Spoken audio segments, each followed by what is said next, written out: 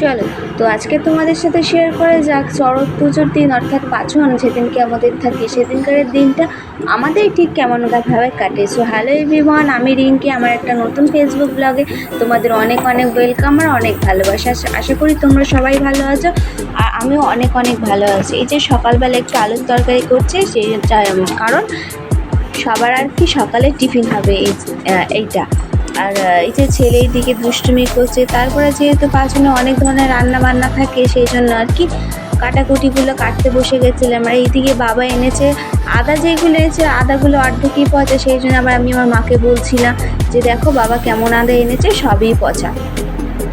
তো যাই হোক, দুপুরে তো আবার অনেক ধরনের রান্না বান্না হয়, তো সেইগুলো আর কি কাটতে বসে পড়লাম। তো তোমরা বলো তো চড়ক পুজোর দিন, তো চড়ক পুজোর দিন সকালে তোমাদের বাড়িতে কাদের কী কী রান্নাবান্না হয়ে খাওয়া দাওয়া হয়, তো আমাকে অবশ্যই তোমরা কমেন্ট করে জানিও। আর হ্যাঁ, যদি তোমরা আমার পেজে নতুন হয়ে থাকো তো অবশ্যই আমার পেজটাকে ফলো করে দিও। আর যদি আমার ভিডিও ভালো লেগে থাকে তাহলে একটা লাইক, কমেন্ট এবং শেয়ার করে দিও ভিডিওটাকে।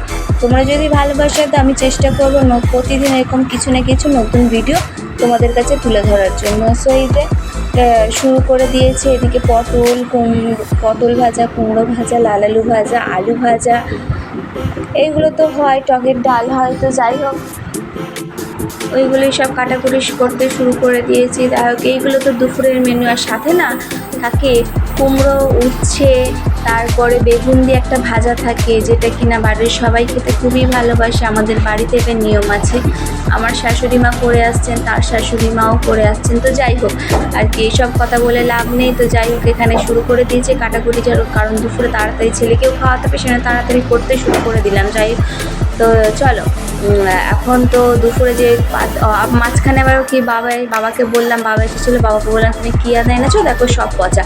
সেহেতু বাবা বললো ঠিক আছে আদাগুলো তুমি আমাকে দাও, আমি দোকানে গিয়ে দেখাই। এবং মাও বলছিল যে আদা দেখাতে হবে না বা কিছু, এইসব কে বলছিল আর কি। যাই হোক, তাই এখানে আমি কুমড়োটা কাটতে বসে পড়েছি, কারণ কুমড়োটা কাটতে না প্রচুর সময় লাগে, আর শুকিয়ে গেছে না ডাঁটাগুলো, ছুলতে খুবই অসুবিধা হচ্ছিলো। তো যাই হোক, ছুলতে তো হবে, আর কিছু করার নেই।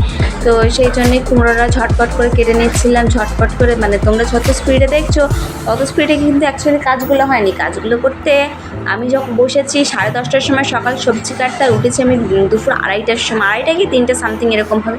তো তোমরাই ভাবো যে কত রকমের সবজি কাটা হয়েছে আর কতক্ষণ ঠিক লেগেছে। তার মাঝে ছিল বা ছেলেকে স্নান করানো, খাওয়ানো, ঘুম পাড়ানো, এই সব নিয়ে দিনটা না বেশ ভালোই কেটেছিল। তো যাই হোক, তোমাদের পয়লা বৈশাখ কেমন কাটলো তো আমাকে অবশ্যই জানিও। তো আশা করি তোমাদের সবার পয়লা বৈশাখ খুব ভালো গেছে, তোমরা অনেক মজা করেছো, অনেক আনন্দ করেছো। আর আমার পরিবারের সকলকে জানাই পয়লা বৈশাখে অনেক অনেক শুভেচ্ছা এবং ভালোবাসা।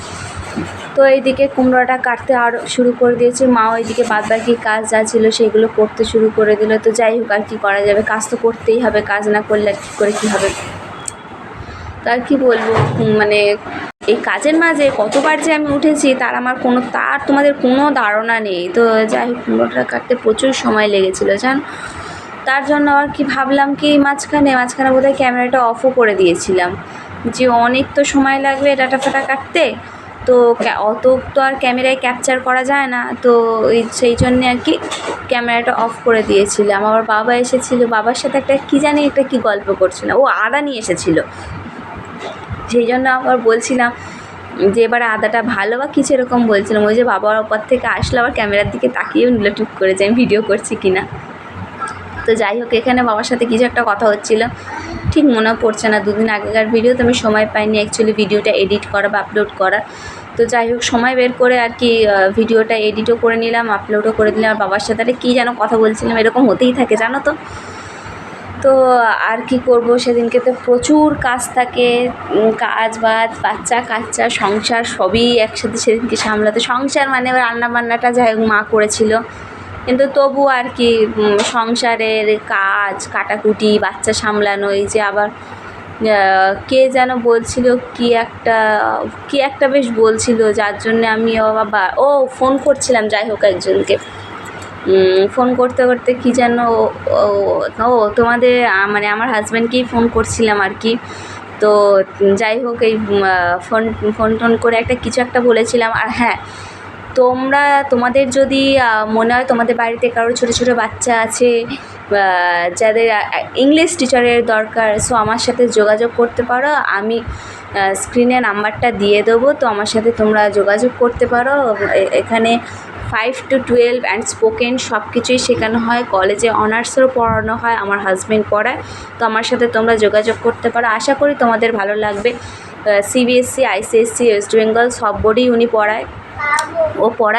তো যাই হোক, তোমাদের যদি আমি স্ক্রিনে নাম্বারটা দিয়ে দেবো, আশা করি তোমাদের কারো না কারোর কাজে লাগবে। তোমরা একবার দেখো, আশা করি স্যাটিসফাইড হবে পড়িয়ে, বা বাড়িতে গিয়েও পড়ায়, বা আমাদের বাড়িতেও একটা কোচিংয়ের ক্লাস আছে। তো তোমরা যদি স্যাটিসফাইড থাকো তো আমাকে বলে দিও, মানে আমাকে কমেন্ট করো। আমি আমার বাড়ির অ্যাড্রেসটা দিয়ে দেবো, ফোন নাম্বার আমি স্ক্রিনেই দিয়ে দেবো। তো যাই হোক, এদিকে সব কাটাকুটি শুরু হয়ে গেছিলো। কি বলবো না, আর কিছু বুঝতেই পারছি না, আর কি বলবো, মানে এত এই যে মাঝখানে বললাম না ক্যামেরাটা অফ করে দিয়েছিলাম, এদিকে বাদাম ছাড়ানো হয়ে গেছে, কুমড়োটা কেটে নিয়েছি, সজনা ডাঁটা কেটে নিয়েছি, ওই বললাম ভাজা হবে, সেই জন্য এগুলো সব ভাজা কেটে আর তোমাদের দেখাচ্ছিলাম পাচনের জন্য কি কি দরকার, মানে সব রকমই সবজি ছিল আর কি।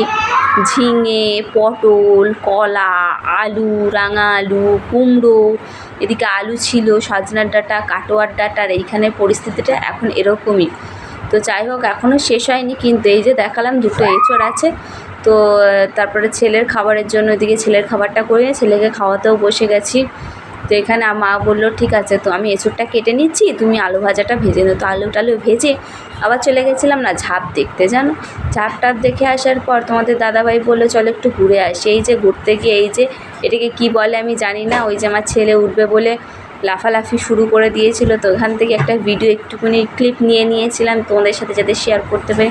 আর শেষ ফিনিশিংটা দেখাতে পারলাম না, সো আমি খুবই দুঃখিত। তো কেমন লাগলো অবশ্যই জানিও। টাটা সবাইকে।